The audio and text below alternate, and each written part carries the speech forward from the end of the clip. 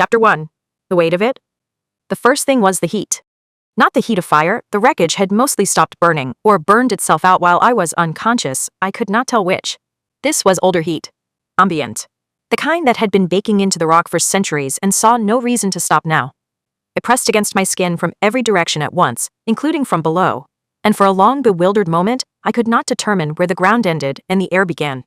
I opened my eyes. Sand. White gold sand, fine as powder, stretching in every direction to a horizon that shimmered and lied. The sky above it was a pale, washed-out blue, too pale, wrong pale, the blue of something diluted, and the sun, if it was a sun, sat fat and low and close in a way that felt personal. Like an accusation. I lay still and took inventory of myself, beginning with the parts that reported the loudest. 2 ribs, maybe 3. A gash along my left forearm, dried now, that I did not remember receiving. My head felt packed with something dense and slow. And when I reached for recent memory, I found it piecemeal, the jump, the corridor collapsing, the drive screaming, Arvin's voice. But the sequence refused to assemble cleanly. There were gaps. I did not trust the gaps. I stood in the heat and said nothing, because there was nothing to say and no one alive to hear it. Then I got up. It cost considerably more than I wanted to pay, but I paid it without ceremony. The wreckage was worse than I had let myself imagine in the first blurred seconds of consciousness. The cruiser had split somewhere above the desert end, come down in 2 pieces, the larger half tilted on its side, the smaller buried nose first in a dune 50 meters away. The hull had torn open along the spine, exposing the interior in cross-section. The corridor I had walked 100 times, the galley, the bunk room where men I had employed and not particularly thought about had slept. Some of them were still there. I made myself look. I owed them that much, even if I had not known most of their names. Technician Sorrel, who had fixed the climate controls twice on this trip without being asked. The 2 navigation officers whose faces I recognized but whose names I was only now realizing I did not know. A guard who had stood outside my quarters every night for 6 months, whose name was on a roster I had never read. 3 others half buried by sand and debris, faces turned away, which was a mercy I did not deserve but accepted, and I could hear someone else still breathing somewhere in the wreckage.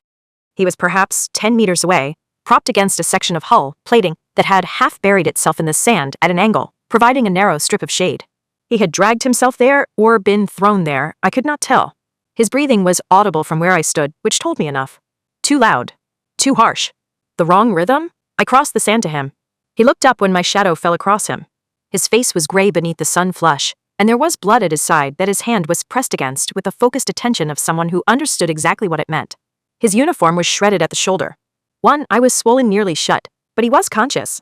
And when he saw me, he straightened, fractionally, instinctively, the way a man straightens when his training runs deeper than his injuries.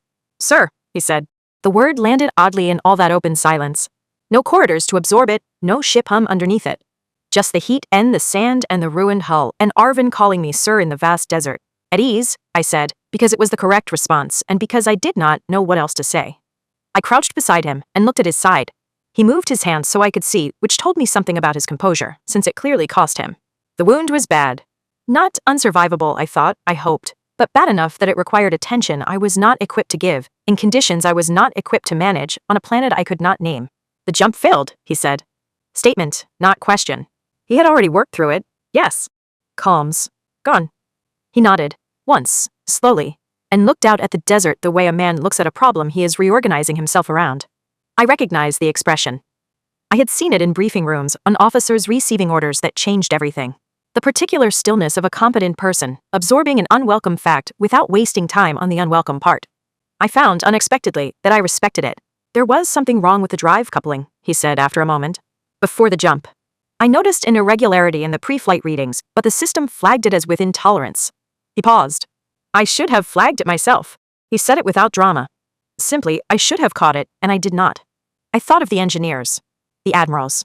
The long chain of people whose word I had accepted because the consequences of being wrong fell on them. Fell on all of us, as it turned out. It isn't your fault, I said, which was either true or not, but was the correct thing to say, regardless. Arvin looked at me. Something moved behind his expression, not doubt, not quite. Something more careful than that. We need to find water and shelter before dark, he said. And you'll need to go without me for now. I can't walk far. I looked at him. I looked at the desert. I looked at what remained of the ship, half-eaten already, disappearing by degrees into the sand that had no interest in the distinction between wreckage and landscape. I reached into my jacket. My fingers found the ring by memory, heavy gold, black stone, carved with a symbol that could prove either salvation or ruin, and I held it for a moment in my closed fist. Then I pushed it into the deepest interior pocket. Behind it, my fingers found the emergency beacon. Standard issue survival equipment, a flat disc the size of a palm, designed to broadcast a distress frequency the moment its casing was cracked open. Position, vessel ID. A signal that would bring everyone looking for me down on the spot within hours.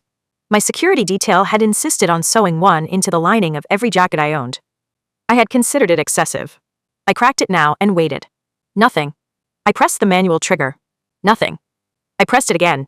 The casing had fractured at some point during the crash, not cleanly opened as designed, but crushed, the internals dark. I held it for a moment, this small useless thing that was supposed to make me findable, and then I put it back in my pocket. I'm not going without you, I said. We'll find something closer. The hull section, there's still structure on the port side. Shade, at least. Arvin looked at me again with that careful expression. Yes, sir, he said. I got an arm under his, and we stood together, badly, the two of us leaning against the weight of a planet that had not asked us to be here, and did not intend to make it easy. The sand shifted under my boots with each step, giving slightly, as if uncertain whether to hold me. I was beginning to find that familiar.